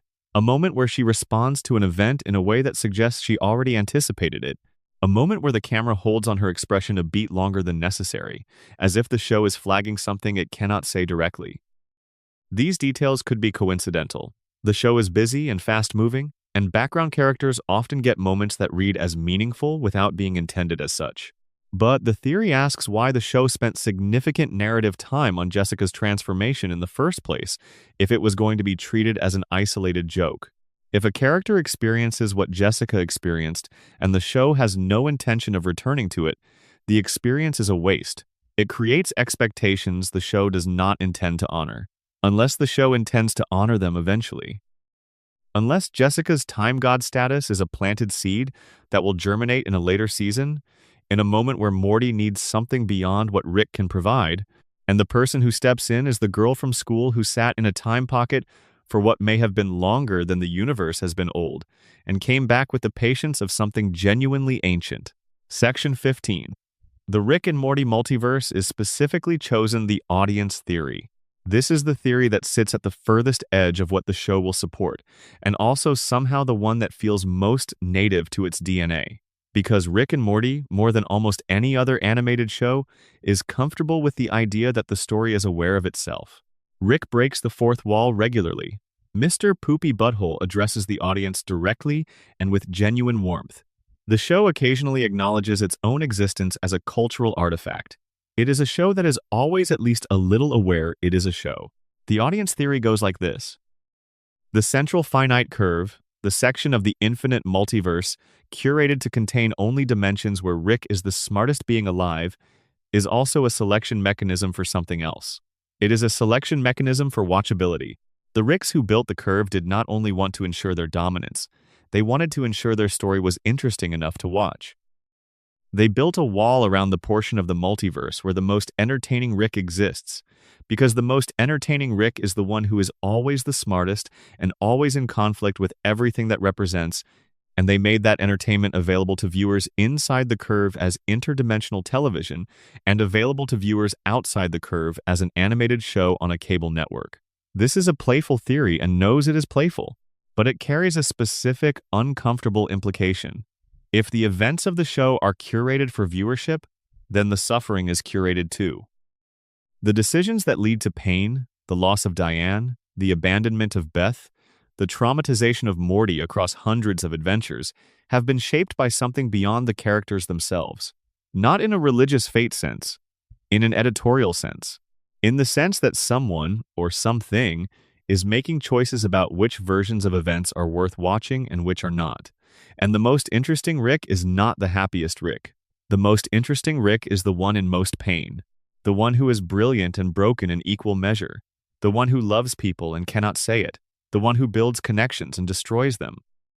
The one who comes back to the family that is not technically his because the family that was technically his is gone, and he cannot stop trying to reconstruct it. The curve under this reading is a production decision. Rick C. 137, the most entertaining Rick, the most damaged and interesting and beloved one, exists inside the wall because the wall was built to keep him where he is most watchable. And every adventure, every episode, every moment of genuine beauty and genuine horror is happening inside a frame that exists because something needed them to happen that way, which makes the viewer, the person watching, a participant in the curve's logic. You are not outside the wall looking in.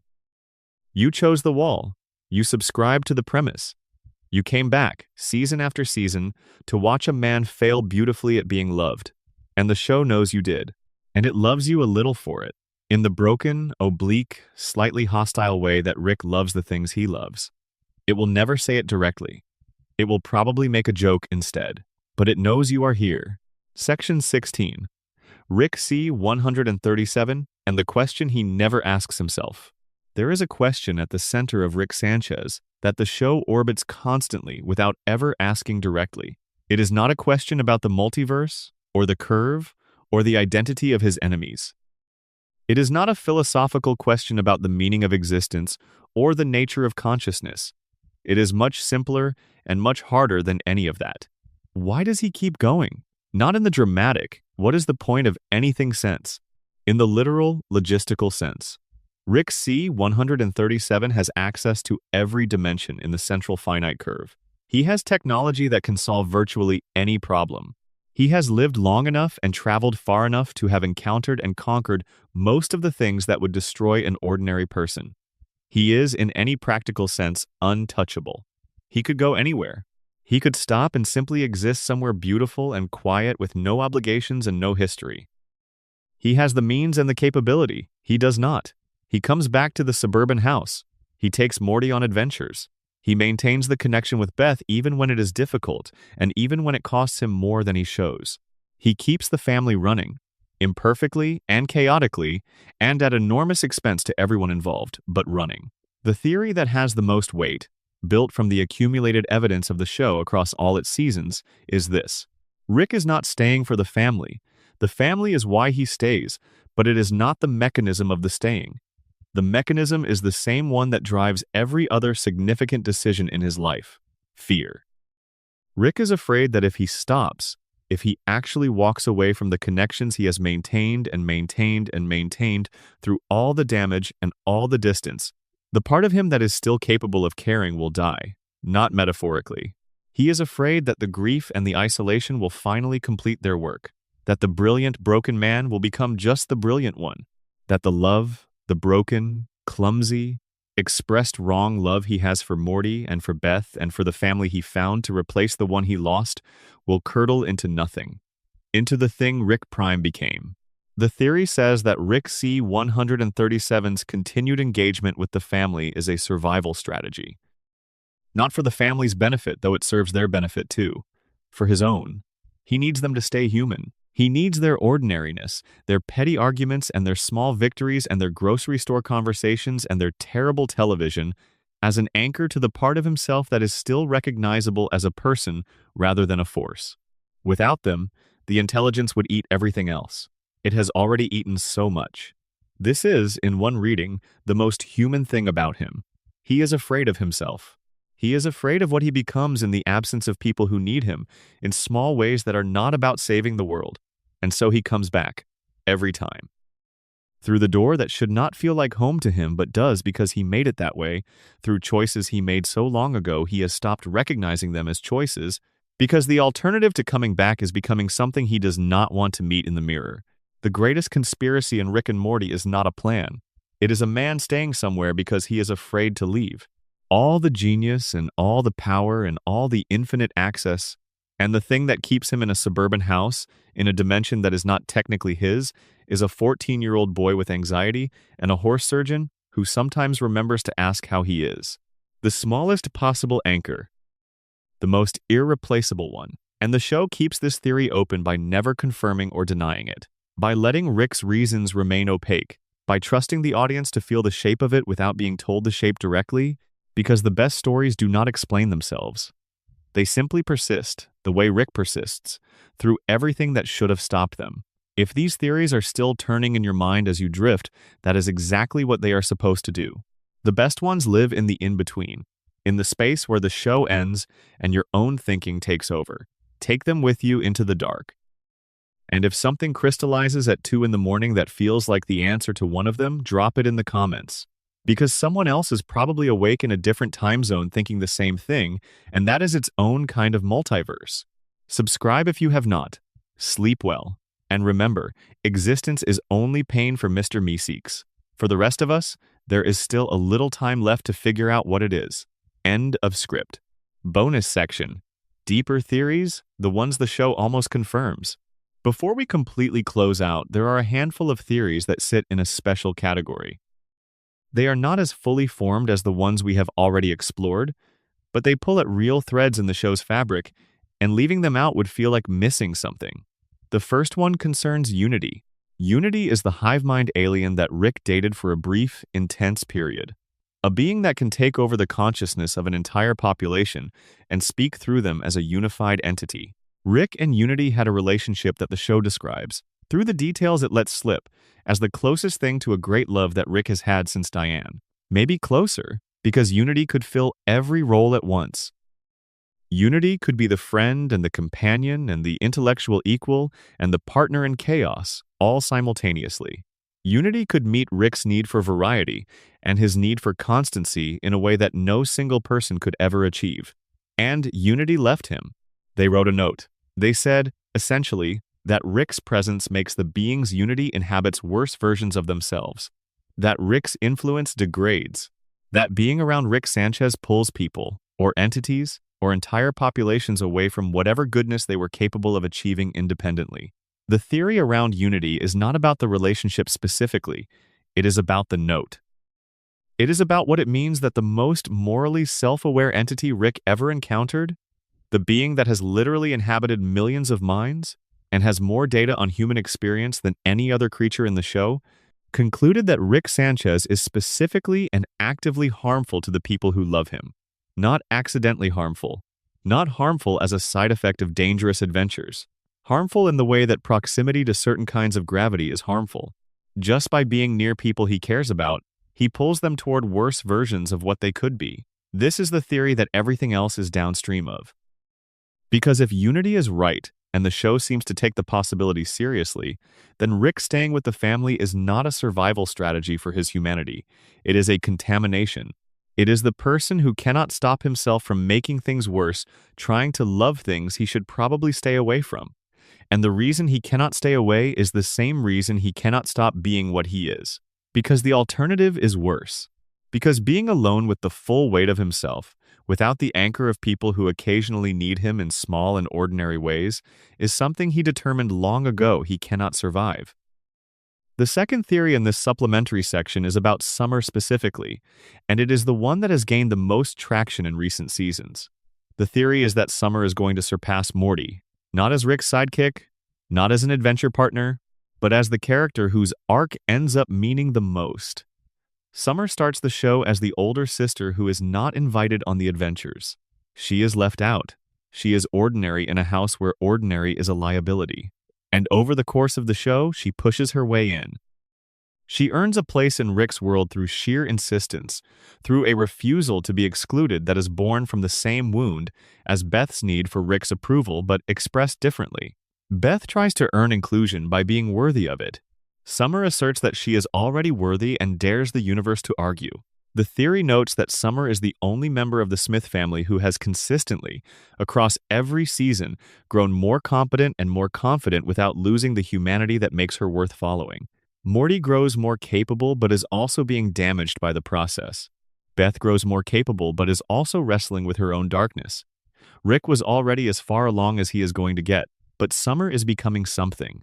The theory says the show knows this and is building toward it. That the long game for the Smith family storyline ends not with Rick and Morty's relationship reaching some final state, but with Summer Smith emerging as the person who holds everything together when Rick cannot. She is, after all, the one who saved Rick and Morty's lives in the Mind Blowers episode.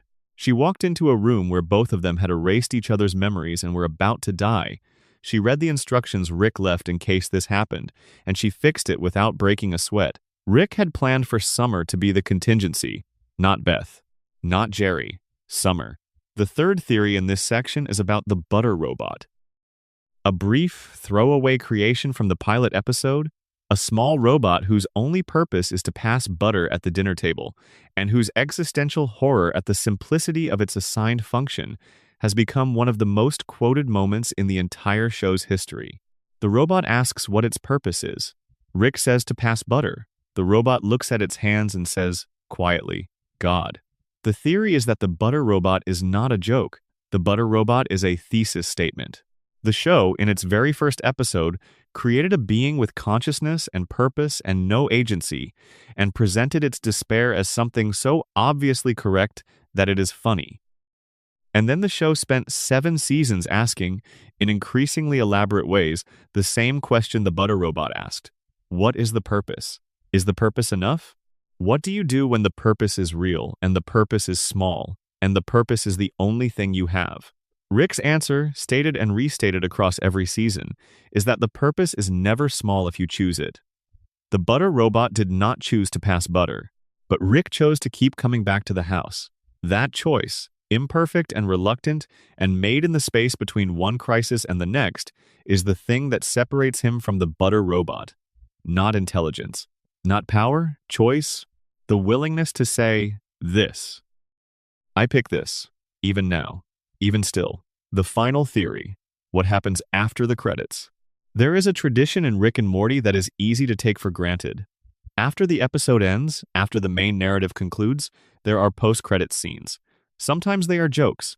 Sometimes they are small character moments.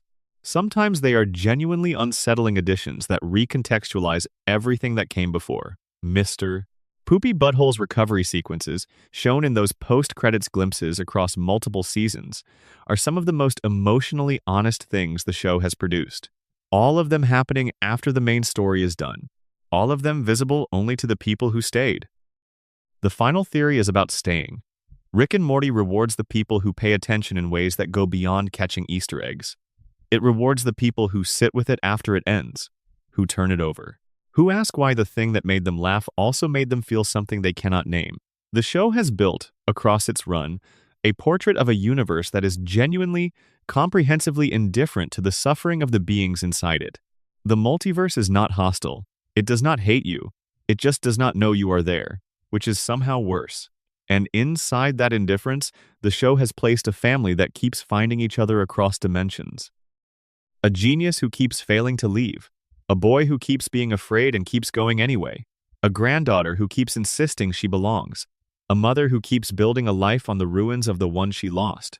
A father who keeps surviving things that should have broken him. None of this is earned in the traditional sense. There is no moment where the universe validates any of it. There is no cosmic confirmation that the relationships were worth the cost. There is just the continuation, the choice, made again and again, to keep going and to keep each other company while going. The final theory is that this is the real conspiracy, not a secret or a scheme or a hidden mechanism. A conspiracy in the older sense of the word, from the Latin conspirare, meaning to breathe together, to share the same air, to be present in the same moment, with the same breath. The conspiracy of Rick and Morty is that a group of characters who have every logical reason to separate and do their own things keep choosing the same air, keep finding themselves at the same dinner table, keep making the same imperfect, chaotic, sometimes catastrophic decision to be connected to the people they love in whatever dimension happens to be available. It is not a plan. It is just what they keep doing. And after enough seasons, after enough episodes, after enough post-credit scenes watched in the quiet, after the house goes still, it starts to feel like enough. It starts to feel like maybe the most powerful conspiracy in any universe is just the decision, renewed every day, to not be alone. Sleep well. Thank you for breathing the same air tonight. End of full script. The observatory section. Smaller theories worth knowing. There are dozens of smaller theories in the Rick and Morty fandom that have never grown into full essays of their own, but deserve a quiet moment of attention before we close everything out completely. These are the ones passed around in comment sections and late-night rewatches. The kind of detail that catches in the back of your mind and stays there. The first is about Snowball. In the Season 1 episode Lawnmower Dog, Rick enhances the family dog's intelligence at Jerry's request. The dog's name becomes Snowball once he reaches self-awareness, and Snowball proceeds to build a civilization of enhanced dogs in rapid time. He creates social structures, he develops language, he organizes his species around ethical principles that are, notably, kinder than those of most human civilizations. And then, at the peak of what would be an extraordinary story in any other show, Rick talks him down. The enhanced dogs leave. Snowball says goodbye. The theory about Snowball is simple and has never been addressed by the show. Snowball's civilization did not end. It left. It went somewhere. The enhanced dogs, with intellects now exceeding that of most humans, took their knowledge and their civilization and went into the multiverse.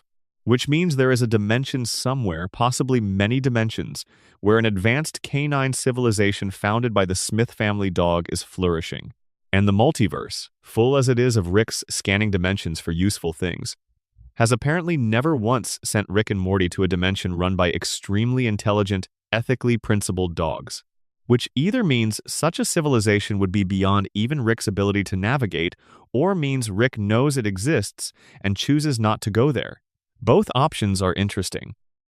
The second small theory concerns Mr. Goldenfold. He is Morty's math teacher. He appears in several episodes, never as a major figure, always as a background element of Morty's ordinary school life. The theory about Goldenfold has been around since early in the show's run, and the Rick and Morty comics actually engaged with it in a meaningful way. The claim is that Goldenfold is not ordinary, that somewhere in his bland, unremarkable exterior is a being of unusual capability that he either does not know about or is hiding. The comic arc that explored this involved a version of Goldenfold who had built his own version of the central finite curve, a curated section of the multiverse where Goldenfold was the dominant force, the way Rick built his. It suggests that the architecture of the curve is not unique to Rick's genius.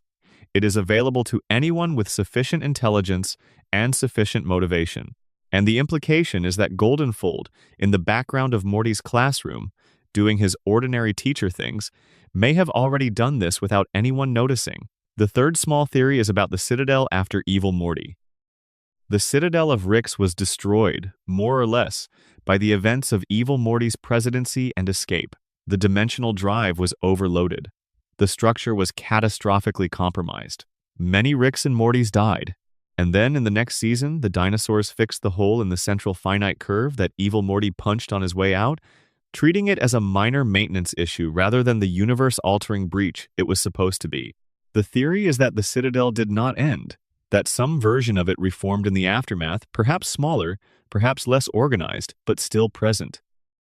That the Ricks who survived Evil Morty's rampage, scattered across the curve's dimensions, eventually found each other again because finding each other is what Ricks do, because the gravity of shared identity and shared arrogance is eventually stronger than the damage done to the infrastructure that supported it.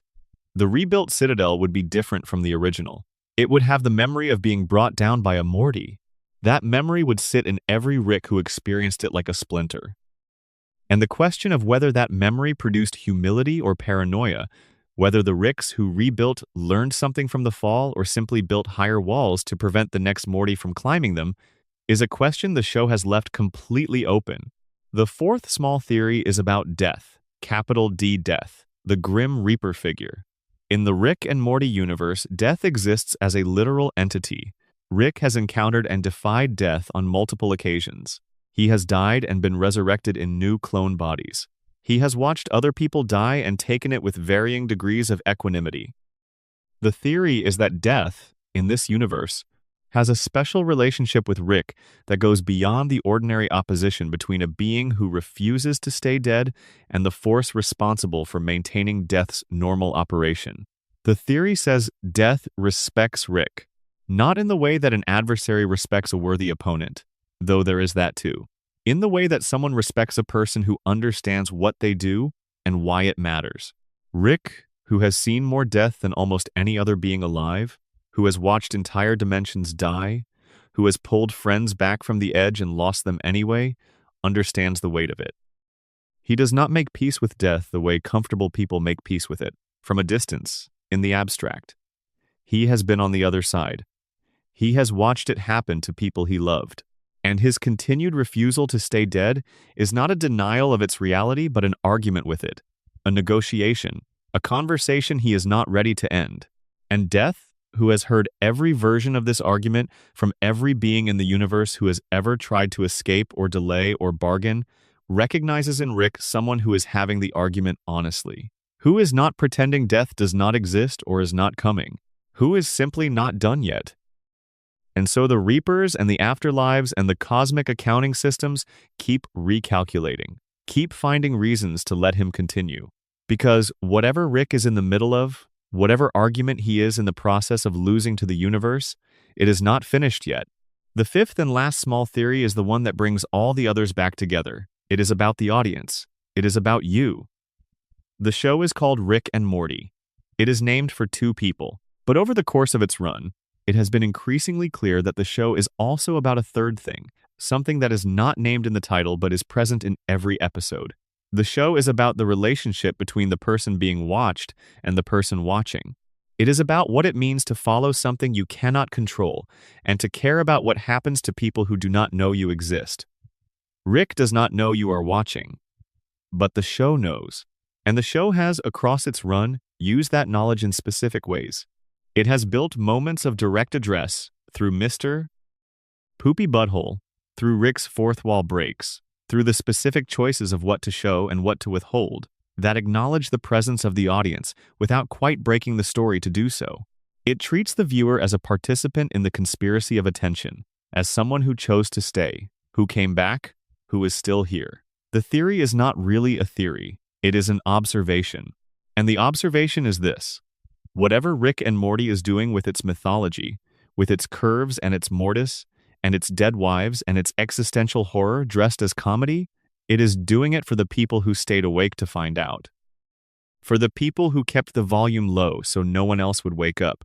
For the people who closed the laptop and thought about the butter robot and felt something they could not name. It is for you specifically in whatever quiet corner of whatever dimension you happen to be inhabiting right now. That is the conspiracy the show was running all along. The one where you ended up caring about people who were never real. In a universe that was built to make sure you would care about them, and the caring turned out to be real even if they were not. Sleep well. That is exactly enough.